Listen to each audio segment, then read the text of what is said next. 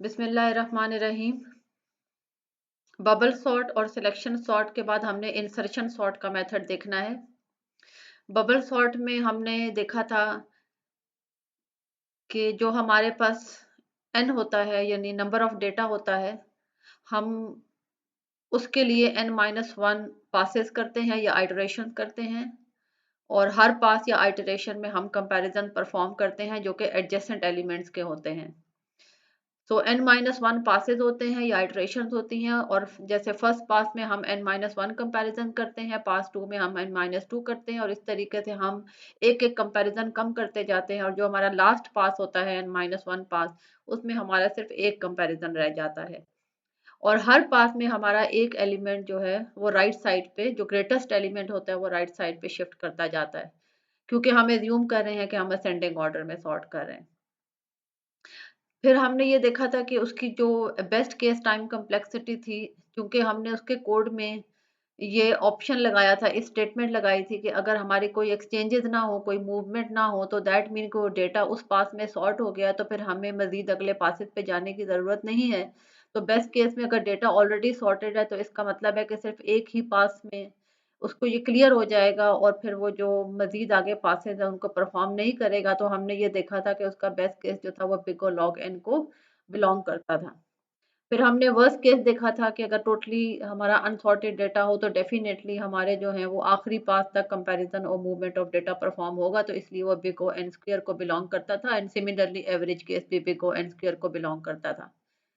उसके बाद हमने सिलेक्शन सॉर्ट के मेथड में ये देखा था कि अगेन जो हमारा n है यानी नंबर ऑफ डेटा है, उसी तरीके से जिस तरह बबल सॉर्ट में n-1 पासेस थे, उसी तरीके से सिलेक्शन सॉर्ट में भी n-1 पासेस थे। सिर्फ तरीका थोड़ा सा डिफरेंट ये था कि सिलेक्शन सॉर्ट में हम एडजेसेंट कंपैरिजन की बजाय हम पूरे डेटा में से यानी फर्स्ट पास में हमारे पास जो होल डेटा था उसमें हम स्मॉलेस्ट एलिमेंट फाइंड आउट करते हैं और उसको फिर हम फर्स्ट लोकेशन पे हमने स्मॉलेस्ट एलिमेंट को रखा था और इसी तरीके से second smallest element find out करके उसको सेकंड पोजीशन पे एंड सिमिलरली हमारे पास जो जो सब लिस्ट बनती जाती थी उसमें हम next smallest element find out करके first second third fourth position पे एरे में रखते जाते थे। तो उसी तरह से n-1 पासेस या इटरेशन थी सिलेक्शन सॉर्ट में जिस तरह बबल सॉर्ट में थी और जिस तरह से n-1 कंपैरिजंस या n-1 जो हमने एलिमेंट्स को आपस में देखना था कि अगर पहला वाला जो है वो अगर दूसरे से बड़ा है तो हमने उसको शिफ्ट करना है, तो सेम यही केस जो है वो हमने सिलेक्शन सॉर्ट में भी किया था कि n-1 ही कंपैरिजन थे। थोड़ा सा मेथड डिफरेंट था कंपैरिजन का कि सिलेक्शन सॉर्ट में एडजेसेंट कंपैरिजन नहीं थे, बल्कि हम तमाम पूरे डेटा में से हम स्मॉलेस्ट एलिमेंट फाइंड आउट करते थे। तो n-1 ही थे उसमें, सेकंड पास में फिर n-2 थे, थर्ड पास में n-3 थे और इसी तरीके से लास्ट पास में जाके वो वन कंपैरिजन ही था और वही टाइम कम्प्लेक्सिटी जो हमने बबल सॉर्ट में वर्स्ट केस की देखी थी, वही टाइम कम्प्लेक्सिटी हमने फिर सिलेक्शन सॉर्ट में भी देखा कि वो बिग O n स्क्वायर को बिलोंग करती है और चूंकि उसके कोड में कोई ऐसी स्टेटमेंट नहीं लगी हुई थी जिस तरह बबल सॉर्ट में कि आपने मजीद पासेस नहीं देखने अगर डेटा ऑलरेडी सॉर्टेड है, तो इसलिए हमने सिलेक्शन सॉर्ट में देखा था कि उसकी every case time complexity analysis थी जो बिग O n स्क्वायर को बिलोंग कर रही थी। हमने स्पेसिफिकली उसमें बेस्ट केस, वर्स्ट केस या एवरेज केस को नहीं किया था, क्योंकि उसका every case time complexity analysis ही बनता था कि हर हर केस में जिस तरह का भी डेटा होगा उसमें उसकी जो टाइम कम्प्लेक्सिटी है वो बिग O n स्क्वायर को ही बिलोंग करेगी। इस थोड़ी सी समरी के बाद अब थर्ड हमने जो पढ़ना है वो इंसर्शन सॉर्ट है और insertion sort is like sorting a hand of playing card, start with an empty hand and the card facing down the table. इसका मतलब ये है जिस तरीके से हम कार्ड्स प्ले करते हैं तो एज्यूम करें कि सारे कार्ड जो हैं वो टेबल पे रखे हुए हैं और अभी आपके हाथ में कोई कार्ड नहीं है। तो जब हम कार्ड प्ले करना शुरू करते हैं तो हम क्या करते हैं, pick one card at a time from the table. हम टेबल से एक एक कार्ड लेते हैं and insert it into the correct position in the left hand और हम अपने लेफ्ट हैंड में या राइट हैंड में हम कार्ड जो है वो रखते जाते हैं one at a time. And then जब हम वो ले रहे होते हैं एक एक कार्ड तो we compare it with each of the card already in the hand from right to left. तो हम किस तरीके से अपने हाथ में कार्ड रखते हैं कि राइट टू लेफ्ट हम ऑर्डर को देखते हैं कि हमने किस जगह पे वो कार्ड जो है हमारा प्लेस होगा, तो वो हमारा सॉर्टेड फॉर्म में कार्ड जो है वो प्लेस हो जाते हैं। तो the card left in the held in the left hand are sorted. तो एट द एंड क्या होता है कि जब सारे कार्ड हमारे पास आ जाते हैं तो वो हमें हम अपने जब कार्ड खेल रहे होते हैं तो हमारी कोशिश यही होती है कि हमारे कार्ड जो है वो हमारे हाथ में सॉर्टेड ऑर्डर में हो, ताकि हमें फिर उनमें से निकालने में जो है वो आसानी हो। तो जिस तरीके से हम कार्ड्स प्ले करते वक़्त उनको अपने हाथ में सॉर्टेड ऑर्डर में रखते हैं, उसी तरीके से हमने इंसर्शन सॉर्ट को भी देखना है।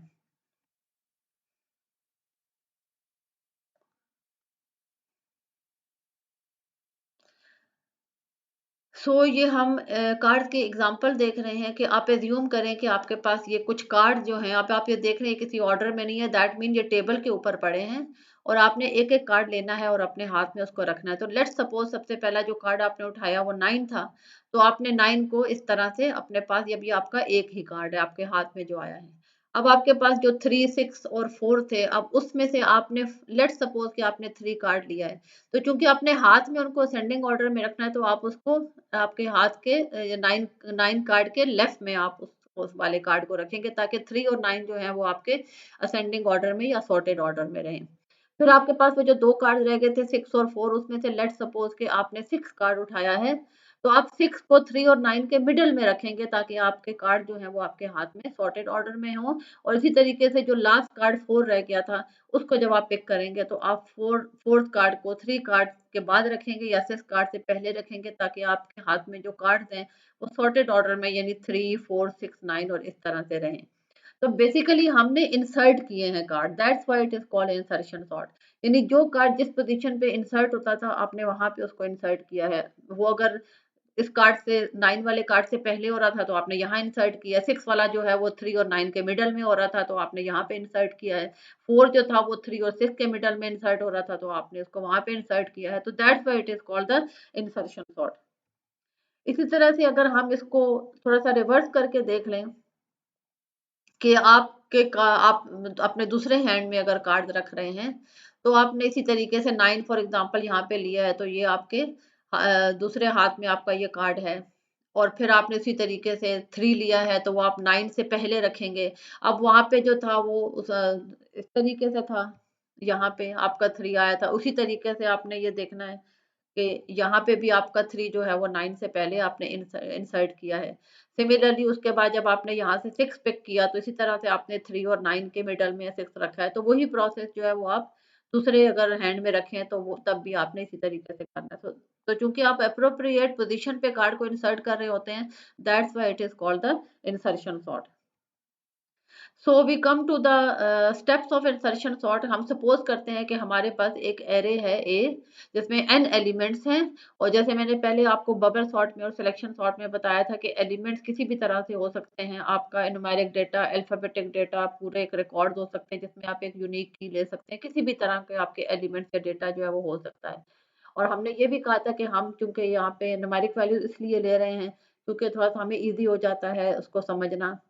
तो इस वजह से, वरना आपका कोई भी एलिमेंट जो है वो आपका कोई भी डेटा हो सकता है। तो इंसर्शन सॉर्ट किस तरीके से काम करता है? The insertion sort works as follows. उसी तरीके से इसमें पासेज या इटरेशन होंगी जिस तरीके से बबल सॉर्ट में थी या सिलेक्शन सॉर्ट में थी। आप इसको पास भी कह सकते हैं, आप इसको इटरेशन भी कह सकते हैं। और हमें ये नजर आ रहा है कि पास 1 से लेके पास n तक, या अगर आप n ये कहें कि n-1 पासेज होंगे, दैट इज ऑल्सो ओके। मैंने पहले भी बताया था सिलेक्शन सॉर्ट में कि n कहना या n-1 कहना इससे कोई फर्क नहीं पड़ता, क्योंकि जब आप 0 एज्यूम करते हैं तो इसका मतलब है कि आप n-1 तक जाएँगे, अगर आप 1 लेते हैं तो इसका मतलब है आप n तक जाएँगे। तो बहरहाल जितने आपका डेटा होता है उससे आप एक कम पास करते हैं, क्योंकि आपका जो एक एलिमेंट लास्ट में रह जाता है उसको तो फिर आप किसी के साथ कंपेयर नहीं करते हैं। तो that's why we can say कि इंसर्शन सॉर्ट में भी बबल सॉर्ट की तरह और सिलेक्शन सॉर्ट की तरह आपके पास n-1 पासेज ही होंगे या इटरेशन होंगी। और दूसरा हमने क्या बताया था, पास का और इटरेशन का मतलब क्या होता है कि आप उतने टाइम उस डेटा को क्या करेंगे, एक्सेस करेंगे। तो आप किस तरीके से इंसर्शन सॉर्ट में काम करना है, तो जो आपका एरे का पहला एलिमेंट है ए जीरो लोकेशन पे जो पड़ा है, उसको हम एज्यूम करते हैं कि वो इटसेल्फ जो है वो सॉर्टेड है। यानी वो ए जीरो पे जो पहला एलिमेंट है वो सॉर्टेड पड़ा हुआ है। और फिर पास टू में आप क्या करते हैं कि अब आप ए वन पे, यानी वो जो सेकंड एलिमेंट है उसको आप लेते हैं और आप ये कहते हैं, फैसला करते हैं कि उसको आपने A0 से पहले इंसर्ट करना है, बिफोर इंसर्ट करना है या आफ्टर इंसर्ट करना है, ताकि आपके वो जो A0 और A1 है वो आपस में क्या हो जाए, सॉर्टेड हो जाए। हमने कार्ड में भी ये देखा था।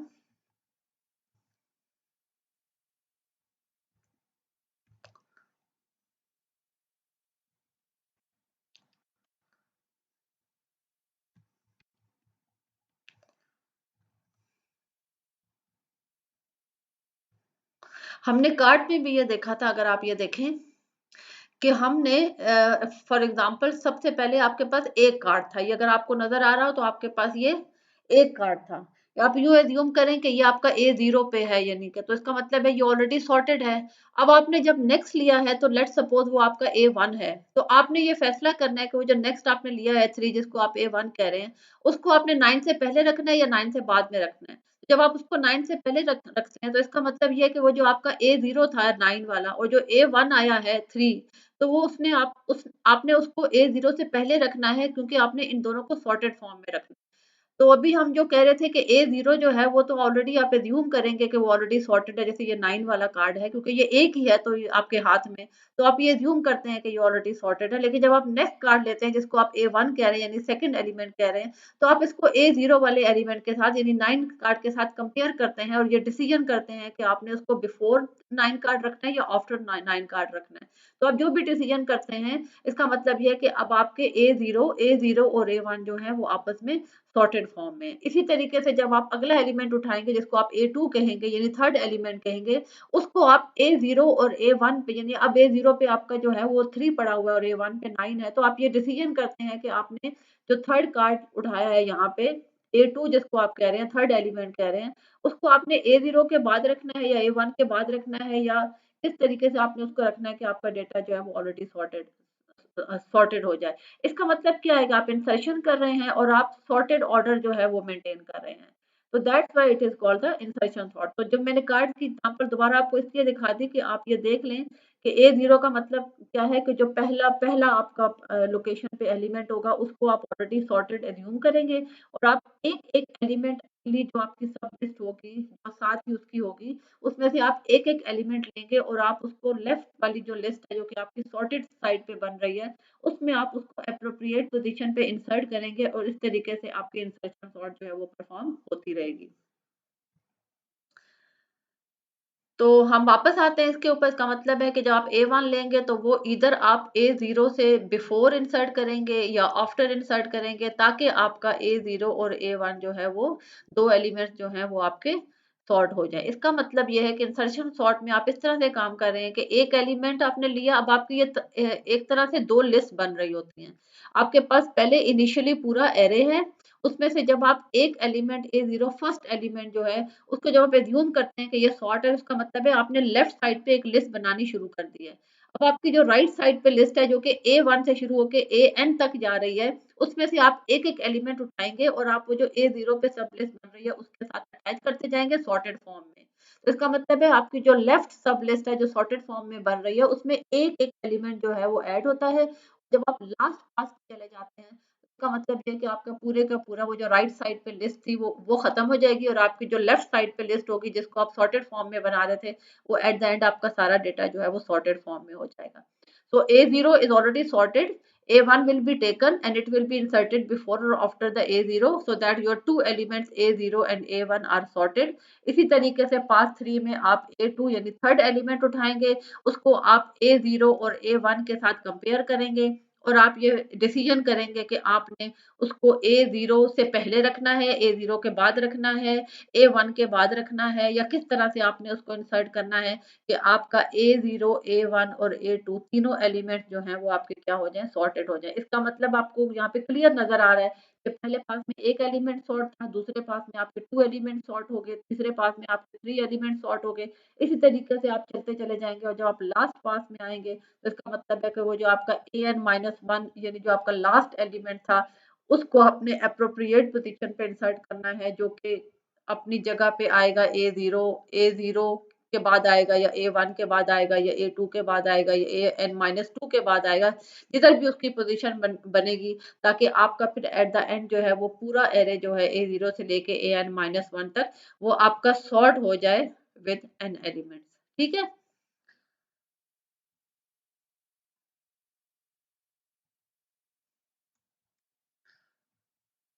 अब हम इसकी एक एग्जांपल देख लेते हैं। फॉर एग्जांपल हमारे पास ये 6 एलिमेंट्स का डेटा है, 7 2 4 5 1 3। आपके पास 6 एलिमेंट्स हैं, n इज इक्वल टू 6 है, और आपने इस पे परफॉर्म करने हैं पासेस। और अगर आपको नजर आ रहे हो तो ये आपका डेटा ये वाला है, और आपके जो है -1 पासेस मीन आपके 5 पासेस हैं जो आपको नजर आ रहे हैं। ये 1 पास है, ये सेकंड पास है, ये थर्ड पास है, ये फोर्थ पास है, और ये आपका कौन सा पास है, फिफ्थ पास है। तो आपने n-1 पासेस किए हैं, और हर पास में आप एक एक एलिमेंट जो है लेफ्ट साइड पे वो सॉर्ट करते रहेंगे। तो लेट्स स्टार्ट। फॉर एग्जाम्पल आपका डेटा 7 2 4 5 1 3 है। तो आप क्या करते हैं, आप ये एज्यूम करते हैं कि आपका 7 जो है यानी A0 पे जो एलिमेंट पड़ा है वो आपका ऑलरेडी सॉर्टेड है। ठीक है, this is A0 first element which is already sorted. अब आपने क्या करना है, आपने A1 यानी 2, अब आपके पास जो लेफ्ट पे सब लिस्ट बन रही है उसमें सिर्फ 7 है, और जो आपकी राइट पे लिस्ट है उसमें अभी ये सारे एलिमेंट्स हैं 2 4 5 1 3। ये अब आपकी राइट सब लिस्ट है जिसमें से आपने एक एक एलिमेंट उठाना है। अगर आपको नजर आ रहा हो तो ये आपको एक लाइन भी नजर आ रही है, ये जो कि 7 के आगे लगी हुई है। दैट मीन कि आपकी ये वाली लेफ्ट सब लिस्ट है जो कि सॉर्टेड फॉर्म में बन रही है, और ये वाली तमाम आपकी राइट सब लिस्ट है जो कि आपके राइट साइड पे, और उसमें से आप एक एक एलिमेंट लेंगे। इसका मतलब ये अब आपने A1 पे जो 2 पड़ा हुआ है उसको आपने लेना है, और आपने कंपेयर करना है उसको A0 के साथ जो 7 है, कि क्या ये 7 से पहले आएगा या 7 के बाद आएगा। किस तरह से आएगा कि आपके जो लेफ्ट साइड पे लिस्ट बन रही है वो सॉर्टेड फॉर्म में हो। तो अगर आपको नजर आ रहा हो तो ये जो नेक्स्ट में 2 है, ये 7 से पहले इंसर्ट हुआ है, यानी ये इसके साथ कंपेयर हुआ है, और इसकी पोजीशन जो है वो A0 पे ये 2 आ जाएगा, और A1 पे जो है वो 7 आ जाएगा। और आपको ये नजर आ रहा है ये लाइन जो लगी हुई है, इसका मतलब है अब आपकी जो लेफ्ट लिस्ट थी उसमें दो एलिमेंट्स जो है वो सॉर्ट हो गए हैं, 2 और 7। अब आप अगले पास में क्या करेंगे, थर्ड एलिमेंट उठाएंगे जो कि आपका A2 पे पड़ा हुआ है, और इसी तरह आप 4 को 7 के साथ कंपेयर करेंगे। जब आप 7 के साथ कंपेयर करेंगे तो आपको पता चलेगा कि इसने जो है वो इस तरफ आना है, 7 के लेफ्ट साइड पे आना है, और 2 से कंपेयर करेंगे तो डेफिनेटली वो 2 के राइट साइड पे। तो इसका मतलब ये है कि आपकी जो लेफ्ट सब लिस्ट है, आप उसमें 4 जो है वो अपनी अप्रोप्रिएट पोजीशन पे आया है, और वो आपकी लेफ्ट सब लिस्ट में है 2 4 और 7 जो कि सॉर्टेड फॉर्म में है। और आपको ये लाइन नजर आ रही है कि अब आपने जो 4 लिया था वो अपनी पोजीशन पे वहां पे इंसर्ट हो गया है, और आपकी जो लेफ्ट लिस्ट है वो आपकी सॉर्ट हो गई है, और राइट लिस्ट पे भी पड़ा है 5 1 और 3। अब आपने कौन सा एलिमेंट उठाना है, 5, और 5 को लेके आप इधर से कंपेयर करना शुरू करेंगे, और आपको ये पता चलेगा कि 7 ने जो है वो 5 ने जो है वो 4 और 7 के मिडल में आना है, तो आपने इसको मिडल में इंसर्ट कर दिया। और इस तरीके से आपकी जो लेफ्ट साइड की सब लिस्ट थी उसमें आप 4 एलिमेंट जो हैं 2 4 5 7 वो सॉर्टेड फॉर्म में हैं। राइट साइड पे आपकी आपको ये लाइन भी नजर आ रही होगी कि आपकी लेफ्ट लिस्ट में अब 4 एलिमेंट हैं जो कि सॉर्टेड हैं।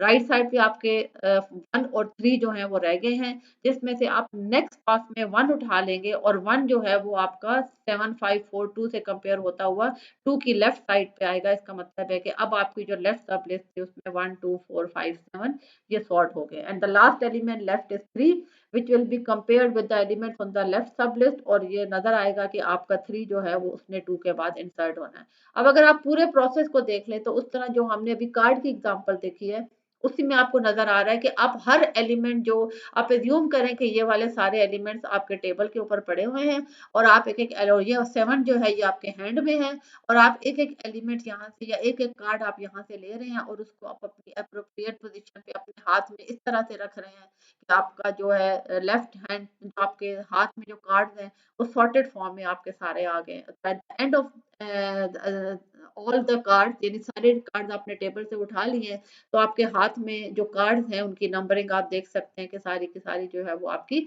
असेंडिंग ऑर्डर में है। तो बेसिकली आपने इंसर्शन की है, आपने जो आपका एलिमेंट था या जो आपका कार्ड था उसकी जो अप्रोप्रिएट पोजीशन सॉर्टेड ऑर्डर में बनती थी आपने उस जगह पे जाके उसको इंसर्ट किया है। That's why it is called the insertion sort.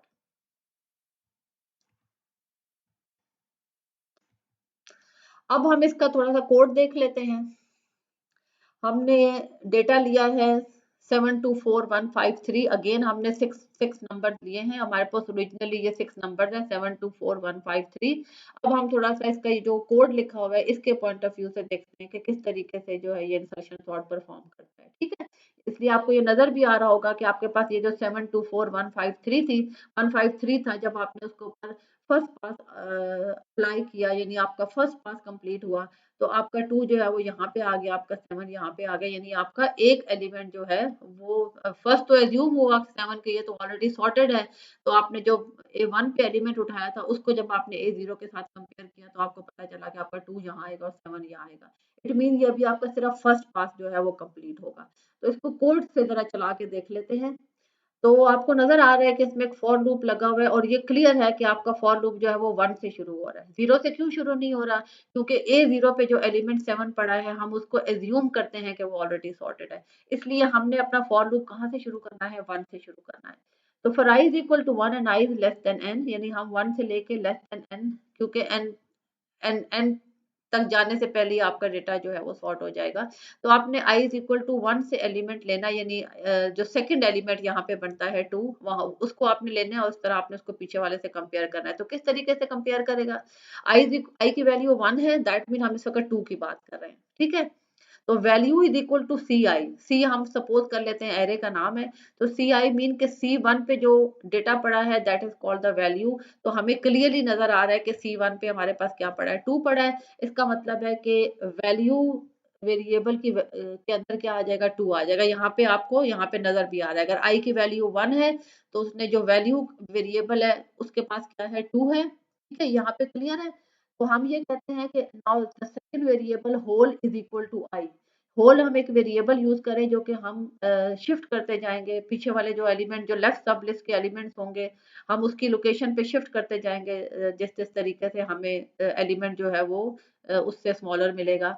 तो होल एक वेरिएबल है जिसकी वैल्यू भी आई है, तो इसका मतलब है अगर आप ये देखें कि जब ये लूप स्टार्ट हुआ है तो आपकी आई की वैल्यू 1 है, वैल्यू वेरिएबल जो है उसके अंदर 2 है, और आपके होल वेरिएबल की वैल्यू भी जो है वो क्या है? 1 है। अब ये नेक्स्ट वैल्यूज कैसे आएंगी ये हम इस कोड को चला के देखते हैं। तो value is equal to 2, hole is equal to 1, यानी कि हम ये कह रहे हैं कि इस एलिमेंट को हम लेके जा रहे हैं, इसको हमने किस तरीके से इस A0 वाले एलिमेंट के साथ कंपेयर करना है। तो आपने एक इंटरनल लूप लगाया है जिसमें आप कह रहे हैं while hole is greater than 0, क्योंकि जाहिर है आप जब तक ग्रेटर देन 0 है तब तक ही आप जा सकते हैं, मतलब उसके माइनस में तो आप इसकी वैल्यू नहीं लेके जा सकते। तो while hole is greater than 0, अब होल की वैल्यू 1 है, 1 इज ग्रेटर देन 0, ये कंडीशन सेटिस्फाई होती है। And C whole minus 1 is greater than value. अब सी होल माइनस 1 क्या है? उससे पिछली वाली वैल्यू है, यानी जो 2 है वो सी होल पे है यानी C1 पे है, और जो C होल माइनस 1 है दैट मीन 0 पे जो वैल्यू, यानी इसने इसके साथ कंपेयर होना है। जो नंबर 1 लोकेशन पे वैल्यू है उसने पिछली वाली के साथ कंपेयर होना है। तो इसलिए हम ये कहते हैं कि एक कंडीशन तो ये है कि आपका जो होल है वो ग्रेटर देन 0 होना चाहिए, क्योंकि आप ज़्यादा नेगेटिव में तो नहीं हो सकता। तो आपका जो होल है वो ग्रेटर देन 0 है, आपकी जो होल की वैल्यू 1 है, हमें ये देख रहे हैं कि 1 इज ग्रेटर देन 0, ये कंडीशन सेटिस्फाइड है। एंड अगर दूसरी कंडीशन भी सेटिस्फाइड हो कि C whole minus 1 is greater than value, C whole minus 1, whole is 1, 1 minus 1 is 0, तो सी 0 पे हमारे पास क्या पड़ा है? 7, और ये भी ग्रेटर देन वैल्यू है, दोनों कंडीशन सेटिस्फाई है, यानी सी 0 पे जो 7 पड़ा है वो ग्रेटर देन 2 है। तो आपकी ये कंडीशन भी सेटिस्फाइड है कि 1 इज ग्रेटर देन 0, और आपकी ये कंडीशन भी सेटिस्फाइड है कि सी 0 पे जो 7 पड़ा है that is greater than the value which is equal to 2। तो आप क्या करते हैं कि आप सी होल पे सी होल माइनस 1 ले आते हैं, यानी आप C1 पे C0 को ले आते हैं। इसका मतलब है ये जो आपका C1 था इस पे आप क्या ले आते हैं? C0 यानी 7 ले आते हैं। ठीक है, और फिर आप कहते हैं कि hole is equal to hole minus 1। अब होल की वैल्यू 1 थी और 1 माइनस 1 क्या होता है? 0 होता है। इसका मतलब है क्योंकि ये इसलिए हम लूप चलाते हैं क्योंकि जब लेट्स सपोज अगर 4 होता तो वो पहले इसके साथ कंपेयर होगा फिर वो 7 के साथ कंपेयर होगा, यानी आप हर तमाम पूरे जो एलिमेंट्स लेफ्ट सब लिस्ट पे होंगे उन सब के साथ उसने कंपेयर होना है। और कंपैरिजन कहाँ से शुरू करता है? मतलब जो उसके साथ वाला बिल्कुल एलिमेंट होगा वहां से। सिमिलरली 1 ने कैसे कंपेयर होना है? 4 के साथ कंपेयर होना है, 7 के साथ कंपेयर होना है, 2 के साथ कंपेयर होना है। तो इसलिए जो होल है वो हर टाइम आपका डिक्रीज होगा, hole is equal to hole minus 1। अच्छा, अब हमने ये देख लिया कि जब जो आपका टू टू था, जब वो इस C0 वाली वैल्यू पे कंपेयर हुआ, तो जो आपका 7 था वो 1 पोजीशन पे आ गया, क्योंकि आपने लिखा कि C होल पे यानी C1 पे जो है वो C0 आ जाए, तो वो जो 7 था वो वहां से 0 से उठ के कहाँ पे आ गया, यहाँ पे C1 वाली पोजीशन पे आ गया। ठीक है, और आपकी जब होल की वैल्यू, क्योंकि अब होल ने ज़ाहिर है ये लूप तो सिर्फ सारी वैल्यूज के लिए चलेगा, तो अभी हम इस पे इसको करके देख लेते हैं कि hole is equal to hole minus one. Hole की वैल्यू है 1, ठीक है, तो 1 माइनस 1 क्या होगा, 0। इसका मतलब है होल की वैल्यू 0 है। जब ये होल की वैल्यू लेके दोबारा व्हाइल लूप पे वापस जाएगा तो 0 इज नॉट ग्रेटर देन 0। इसका मतलब है कि आपकी पहली कंडीशन ही सेटिस्फाई नहीं हो रही है, तो अगली कंडीशन पे जाने की तो जरूरत ही नहीं है। और ये क्यों है, क्योंकि यहाँ पे आपकी लेफ्ट सब लिस्ट खत्म हो गई है, तो इसलिए आपने ये कंडीशन लगाई है कि आपने तब तक जाना है जब तक जो है वो ग्रेटर देन 0 है। ठीक है, तो जब आप ये देखते हैं कि वो आपका ये वाला while hole greater than 0 condition जो है वो सेटिस्फाइड, इसका मतलब है ये लूप नहीं चलेगा और ये लूप से बाहर निकल आएगा। जब ये लूप से बाहर निकला है, तो आपके सी होल पे आपका सी होल माइनस वन, यानी आपके C1 पे जो C0 पे 7 था वो आ चुका था। ठीक है, इसका मतलब है 7 यहाँ से यहाँ पे आ चुका था। तो आप जब लूप से निकले हैं, ये बड़ी इंपॉर्टेंट बात है देखने की, जब आप लूप से निकले हैं तो आपकी होल की वैल्यू अब 1 नहीं रही थी, बल्कि वो 0 हो गई थी। अब आप मतलब आपका 7 जो है वो जब यहाँ से शिफ्ट होके यहाँ पे आया है, तो और आपकी होल की पोजीशन भी जो है अब वो यहाँ पे है 0 पे। ये आपको नजर आ रहा है, hole is equal to hole minus one. Hole जो यहाँ से 1 था, वो जब लूप से बाहर निकला तो होल की वैल्यू 0 हो गई थी, क्योंकि आपने अब उस जगह पे वो जो 2 है वो आपने शिफ्ट करना है। तो आपने कहा है कि C0 पे अब वो वैल्यू रख दो। वैल्यू में क्या था, 2। तो अब आपके जो आपकी 0 पोजीशन थी, वहां पे आपने क्या रख दिया, वैल्यू, जो कि इनिशियली कहाँ पे थी, C1 पे थी, लूप के शुरू होने से पहले।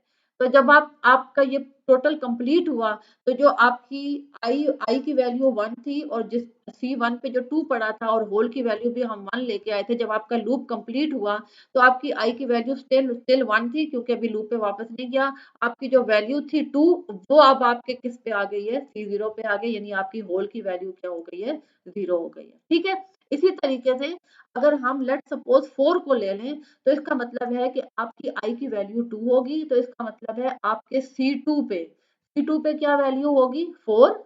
ठीक है, और आपका होल भी जो है वो आपका किस पे होगा, 2 पे होगा। डेफिनेटली यहाँ पे 4 वाली जगह पे इसका लोकेशन होगा, तो होल आपका जो है वो 2 होगा।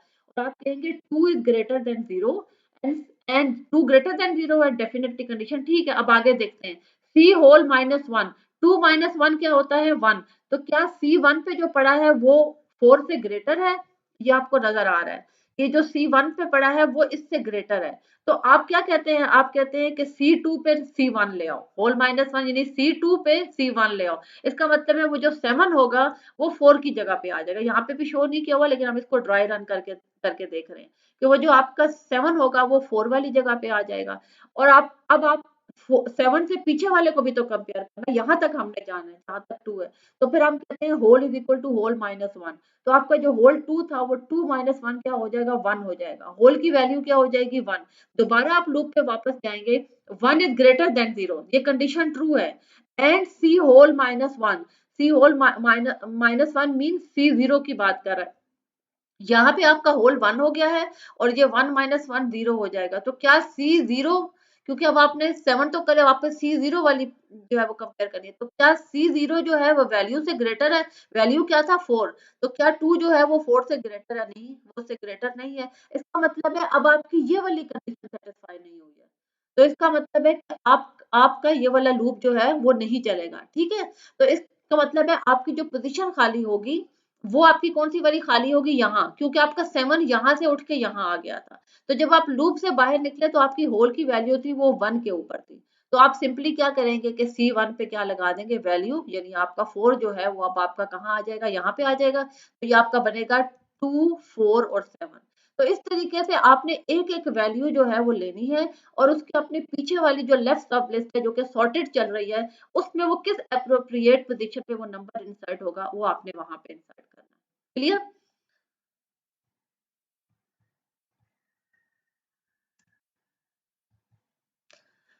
तो इसके कोड के बाद अब हम ये देखते हैं इसकी time complexity, which is something very important.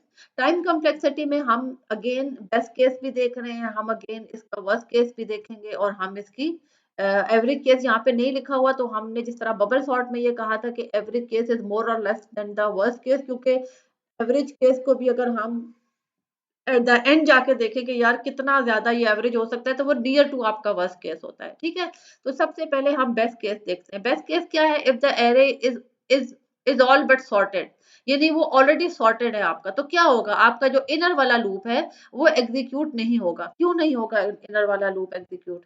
क्योंकि आपका जो इनर वाला लूप है वो आपकी ये कंडीशन चेक करता है कि आपकी जो पीछे वाली जो वैल्यू है लेफ्ट सब लिस्ट में जो डेटा सॉर्ट चल रहा है, उसमें कोई आपकी जो है, जो आप नेक्स्ट वैल्यू उठा रहे हैं, उससे अगर वो पीछे वाली जो है अगर उससे ग्रेटर है, तो वो तो कभी भी नहीं होगी, क्योंकि अगर आपका डेटा ऑलरेडी सॉर्टेड है तो कोई भी पीछे वाली वैल्यू आप जो नेक्स्ट वैल्यू उठाएंगे उससे उससे ग्रेटर नहीं होगी। क्यों? फॉर लेट्स सपोज आप एज्यूम करें कि ये है 1 2 3 4 5 6, मतलब सॉर्टेड ऑर्डर में है, तो कभी भी जो है वो 1 जो है वो 2 से ग्रेटर नहीं होगा, 1 2 जो है वो 3 से ग्रेटर नहीं होंगे, 3 1 2 3 4 से ग्रेटर नहीं होंगे। तो कभी भी आपकी जो ये वाली कंडीशन है, आपका आपकी होल ग्रेटर देन 0 तो चल रही होगी, लेकिन कभी भी आपकी सी होल -1 यानी जो पीछे वाली वैल्यू है वो कभी भी नेक्स्ट वैल्यू से आपकी ग्रेटर नहीं होगी। इसका मतलब है आपका ये पूरा व्हाइल लूप जो है, ये जो इंटरनल व्हाइल लूप है, ये सॉर्टेड फॉर्म में अगर आपका डेटा हो तो ये एग्जीक्यूट नहीं होगा। सिर्फ आपका ये ऊपर वाला लूप चलेगा, जो कि आपका कितनी दफा चल रहा है, n-1 या n टाइम्स आपका चल रहा है। तो इसीलिए आप ये कहते हैं कि इसका जो बेस्ट केस है वो बिग ओ एन है, क्योंकि आपका इनर लूप जो है वो एग्जीक्यूट नहीं होगा। तो इसका मतलब है कि आपका सिर्फ एक कांस्टेंट टाइम जो आउटर वाला लूप है वो चलेगा। तो इसलिए बेस्ट केस की जो टाइम कॉम्प्लेक्सिटी है वो आपकी क्या है? बिग ओ एन है। और हमने पीछे बबल सॉर्ट और सिलेक्शन सॉर्ट में ये भी देखा था कि बेस्ट केस एक आइडियल केस होता है। कभी भी रियल लाइफ में इस तरह नहीं होता है कि आपका डेटा जो है वो कंप्लीटली सॉर्टेड हो, बल्कि रियल लाइफ में आपका क्या होता है? आपका वर्स्ट केस होता है। फर्स्ट केस क्या होता है कि आपका टोटली जो है ना वो रिवर्स सॉर्टेड ऑर्डर में है, यानी अनसॉर्टेड ऑर्डर में। रिवर्स का क्या मतलब? अगर आप असेंडिंग ऑर्डर में करना चाह रहे हैं तो टोटली डिसेंडिंग में है, अगर आप डिसेंडिंग में करना चाह रहे हैं तो टोटली असेंडिंग ऑर्डर में है। तो क्यों इसकी time complexity big O N square है? क्योंकि इस सूरत में आपका जो इनर वाला लूप है उसने भी टोटली चलना है, क्योंकि तमाम जो पीछे वाली वैल्यूज होंगी वो सब की सब जो है ना, वो जो नेक्स्ट वैल्यू आप लेंगे वो उससे ग्रेटर होंगी। किस तरीके से? फॉर सपोज ये आपका है 6 5 4 3 2 1, टोटली डिसेंडिंग ऑर्डर में, तो डेफिनेटली जब ये आप 6 को तो आप जब सॉर्टेड एज्यूम करेंगे, जब आप 5 उठाएंगे तो 5 को जब आप 6 के साथ कंपेयर करेंगे तो वो उसका मतलब है उससे ग्रेटर है 6 5 से। सिमिलरली जब आप यहाँ से 4 उठाएंगे तो 4 से 5 भी ग्रेटर है, 6 भी ग्रेटर है, तो वो तमाम के तमाम जो आपके व्हाइल लूप में ये वाले कंपैरिजन है ना, ये चलेंगे। इसका मतलब है आपका ये आउटर वाला फॉर लूप भी अन टाइम चलेगा, आपका इनर वाला व्हाइल लूप भी अन टाइम चलेगा। तो जब आपके दो एन चलेंगे तो दैट मीन कि आपकी जो वर्स्ट केस की टाइम कॉम्प्लेक्सिटी है वो आपकी किसको बिलोंग करेगी? बिग ओ एन स्क्वायर को। ठीक है, यानी आप दूसरे लफ्जों में ये कह सकते हैं कि आपके उसी तरीके से जैसे बबल सॉर्ट और सिलेक्शन सॉर्ट में n-1 कंपैरिजन n-2 n-3, और वो हमने एक पूरी इक्वेशन वहां पे निकाली थी कि ये एक अर्थमेटिक सीरीज है 1 + 2 + 3 अप टिल n-1, और अगर आप उसको अर्थमेटिक सीरीज के फॉर्मूले में डालें जो कि है n/2 2a + n-1d, तो वो आपका n स्क्वायर ही आपका जो है बिग ओ एन निकलता है। तो इसका मतलब है कि इसमें भी अगर आपका वर्स्ट केस हो तो insertion sort is similarly like the bubble sort and selection sort के n-1 पासेस हैं जो कि आपका आउटर फॉर लूप चला रहा है, और जो इनर व्हाइल लूप है वो आपके कंपैरिजन भी परफॉर्म कर रहा है। तो पहले में आपके जो है वो 1 कंपैरिजन, अगर हम इसको n-1 n-2 जो बबल सॉर्ट और सिलेक्शन सॉर्ट की इक्वेशन थी उसको अगर हम रिवर्स करके लिखें तो आपको ये नजर आता है कि क्योंकि आप लेफ्ट साइड पे एक एक एलिमेंट ले रहे होते हैं, तो इसका मतलब है फर्स्ट पास में आपका 1 कंपैरिजन है, फिर सेकंड पास में आपके 2 कंपैरिजन है, फिर थर्ड पास में आपके 3 कंपैर, तो ये इक्वेशन जो है वो उसकी बबल सॉर्ट और सिलेक्शन सॉर्ट से रिवर्स हो जाती है। कंपैरिजन उतना ही है, जैसे हम के ना n-1 n-2 n-3 उतने ही कंपैरिजन है, लेकिन वो रिवर्स ऑर्डर में इसलिए है कि आपके इंसर्शन सॉर्ट में आपके पहले पास में एक कंपैरिजन हो रहा होता है, सेकंड में 2 होते हैं, थर्ड में 3 होते हैं। इस तरह से जो लास्ट पास है बबल सॉर्ट और सिलेक्शन सॉर्ट में लास्ट पास में एक कंपैरिजन होता था, इंसर्शन सॉर्ट में आपके लास्ट पास में n-1 कंपैरिजन होते हैं, क्योंकि आपका जो है लास्ट वाला एलिमेंट जो है वो पिछले अपने सारे एलिमेंट्स के साथ क्या हो रहा होता है? कंपेयर हो रहा होता है। सिमिलरली अगर हम इसकी स्पेस कम्प्लेक्सिटी की तरफ जाएं, यानी इसने कितनी रैम लेनी है, तो चूंकि since it require no extra space beside the variable, तो इसका मतलब है इसकी इसकी space complexity big O N है। इसका क्या मतलब है कि ये रैम के अंदर रहते हुए, मेन मेमोरी के अंदर रहते हुए ये इंसर्शन सॉर्ट का एल्गोरिथम काम करता है। इसकी कोई ऑक्सिलरी स्टोरेज नहीं चाहिए, इसको कोई एक्स्ट्रा स्पेस नहीं चाहिए। इसका मतलब ये है कि ये इसकी टाइम कम्प्लेक्सिटी जो है वो बिग ओ एन है, यानी जितना इसके नंबर ऑफ एलिमेंट्स होती हैं उतना ही ये उतनी ही स्पेस इसको चाहिए, इसको कोई एक्स्ट्रा स्पेस रिक्वायर्ड नहीं है। So this was all for insertion sort. अगर मैं इसको समराइज करूं तो अभी तक हमने जो बबल सॉर्ट किया है, जो सिलेक्शन सॉर्ट किया है, जो इंसर्शन सॉर्ट किया है, अगर हम उन तीनों के वर्स्ट केस अगर हम इनके कंपेयर करें तो तीनों के वर्स्ट केस जो है वो बिग ओ एन स्क्वायर को बिलोंग कर रहे हैं, क्योंकि तीनों में आपके same n minus one passes हैं। बबल सॉर्ट में भी n माइनस वन पासेज है, सिलेक्शन सॉर्ट में भी n माइनस वन पासेज है, इंसर्शन सॉर्ट में भी n माइनस वन पासेज है। यानी आप n minus one time data को जाके एक्सेस करते हैं और हर पास में आपके कंपैरिजन है। सिर्फ कंपैरिजन का मेथड जो है वो डिफरेंट है। बबल सॉर्ट में जो कंपैरिजन थे वो एडजेसेंट थे, सिलेक्शन सॉर्ट में जो कंपैरिजन थे वो आप हर हर दफा जो सब लिस्ट में से एक स्मॉलेस्ट एलिमेंट ढूंढते थे। और जो आपका इंसर्शन सॉर्ट है उसमें कंपैरिजन किस तरह से है कि आप एज्यूम करते हैं पहला सॉर्ट है, फिर आप सेकंड को पहले के साथ कंपेयर करते हैं, फिर थर्ड को आप सेकंड और वन दूसरे दोनों के साथ कंपेयर करते हैं। तो कंपैरिजन मेथड्स डिफरेंट हैं, लेकिन अगर हम नंबर ऑफ कंपैरिजन देखें तो वो आपके बिग ओ एन स्क्वायर को ही बिलोंग करते हैं, क्योंकि अगर हम इक्वेशन आपकी एक ही बनती है 1 + 2 + 3 up till n minus one. Bubble sort और सिलेक्शन सॉर्ट में पहले पास में n माइनस वन, दूसरे में n माइनस टू, तीसरे में n माइनस थ्री और लास्ट में वन। और इंसर्शन सॉर्ट में आपके पहले पास में वन कंपैरिजन, फिर सेकंड पास में टू, फिर सेकंड थर्ड पास में थ्री और लास्ट पास में आपके कितने n माइनस वन। तो तमाम जो बबल सॉर्ट है, सिलेक्शन सॉर्ट है और इंसर्शन सॉर्ट है, अगर हम जनरली कहें कि उसकी टाइम कम्प्लेक्सिटी हम बेस्ट केस को भी ना कंसिडर करें और एवरेज को भी ना करें, क्योंकि वर्स्ट से वर्स्ट तो नहीं हो सकता ना। हम हमेशा जब किसी एल्गोरिथम को का अच्छा टाइम कम्प्लेक्सिटी एनालिसिस करना चाहते हैं तो हम ना बेस्ट को कंसिडर करते हैं ना एवरेज को करते हैं, हम वर्स्ट की तरफ जाते हैं कि वर्स्ट से वर्स्ट तो कोई केस नहीं होगा। तो हम ये अगर देखें बबल सॉर्ट, इंसर्शन सॉर्ट और सिलेक्शन सॉर्ट को, तो पता चलता है कि तीनों के तीनों की जो टाइम कम्प्लेक्सिटी है वो बिग ओ एन स्क्वायर है। अगर टाइम कम्प्लेक्सिटी के हवाले से अगर हम देखें तो हमें कोई ये अच्छा एल्गोरिथम नहीं लगते, क्योंकि एन स्क्वायर मीन कि जितना आपका डेटा होगा उससे डबल जो है ना वो उसको टाइम चाहिए। लेकिन अगर हम इसकी स्पेस कम्प्लेक्सिटी की तरफ आए तो वो बिग ओ एन है, यानी इसको कोई एक्स्ट्रा स्पेस जो है वो नहीं चाहिए, यानी हार्ड डिस्क या ऑक्सिलरी मेमोरी जो है वो इसको नहीं चाहिए। तो ये इन तीनों का एक प्लस पॉइंट है कि ये इनको कोई एक्स्ट्रा स्पेस जो है वो रिक्वायर्ड नहीं है। तो यहाँ पे आपका जो इंसर्शन सॉर्ट है वो एंड हो गया। Thank you so much.